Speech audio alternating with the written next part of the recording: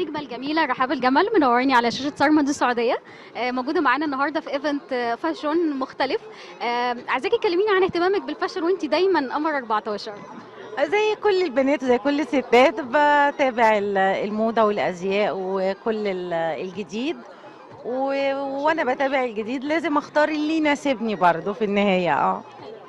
بتحبي يكون ليكي ستايلست معين ولا انتي بتحبي تختاري تحطي بصمتك في كل حاجة؟ لا يعني انا بحط بصمتي في التمثيل، الحاجة اللي متخصصة فيها. بحب الستايلست لو قائمين على عمل، لو حد بيلبسني لايفنت يعني حفلة لأي مناسبة. لا بحب كل واحد يشوف شغله افضل. رحاب الجمل عاملة شغل عالي جدا في الاوف سيزون بمسلسل برغم القانون. مسلسل اجتماعي لكن قدر ان هو يخطف الناس. كلمينا عنه وعن الاختلاف بتاعه ان هو في مدينة حقيقية في مدينة بورسعيد.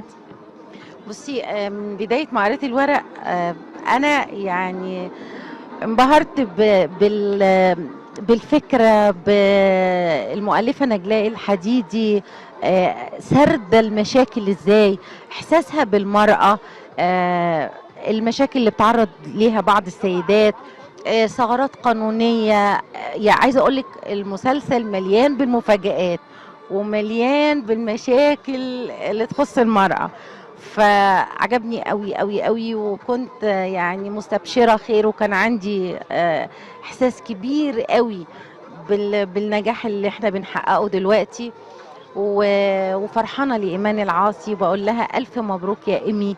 انتي جميلة وممثلة شاطرة وموهوبة وإنسانة راقية، فتستاهلي كل خير. ودي بداية النجاح لكن مش آخره، اللي جاي أكبر وأحلى إن شاء الله يا رب. الدور ده مختلف عن ايه اللي انتي عملتيه في رمضان وقلبتي بيه الدنيا؟ آه، بيت رفاعي.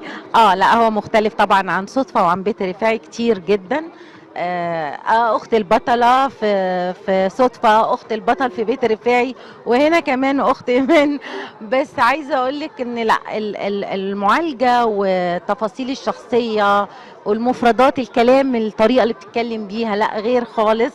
المشاكل اللي بتتعرض ليها مختلفة تماما. لا هي تجربة بالنسبة لي جديدة، لا في حاجات جديدة. اتفرجوا هتتبسطوا. شفناكي عامله ديو رهيب مع وليد فواز. يعني هنشوفك نموذج للمرأة المقهورة ولا هتاخدي بحقك ولا هتعملي ايه؟ طب ما نشوف بقى، احنا هنشوفها نموذج لمرأة بتتعرض لمشاكل وضغوط، وبيحصل منها ردود أفعال. يعني هنشوف كده تنوع. خلينا نتفرج مع بعض، ومستنية أسمع رأيكم كلكم إن شاء الله.